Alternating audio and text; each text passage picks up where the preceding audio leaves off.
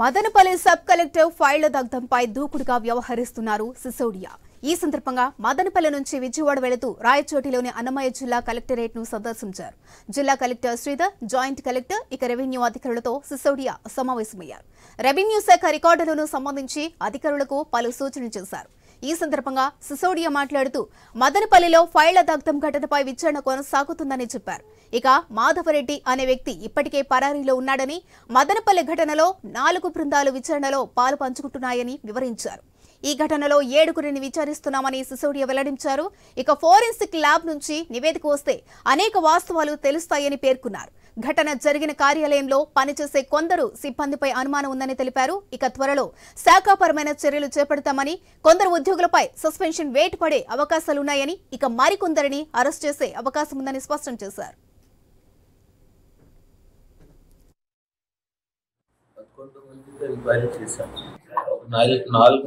Crime suspects Madhava Reddy abscond అయిపోయాడు. Office లో ఉన్న వాళ్ళు చేసినటువంటి ప్రయత్నం అనిపిస్తుంది. ఫోరెన్సిక్ రిపోర్ట్ వచ్చినాక అన్ని అవుతాయి, ఇన్వెస్టిగేషన్ జరుగుతుంది, జనాల్ని క్వశ్చన్ చేయడం, త్వరలోనే అన్ని నిజాలు బయటకు వస్తాయి. చర్యలు తీసుకుంటాం, కొంతమంది సస్పెండ్ అవుతారు.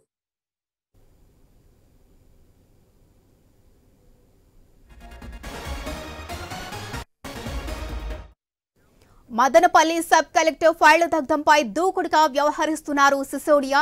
ఈ సందర్భంగా మదనపల్లి నుంచి విజయవాడ వెళుతూ రాయచోటిలోని అన్నమయ్య జిల్లా కలెక్టరేట్ ను సందర్శించారు.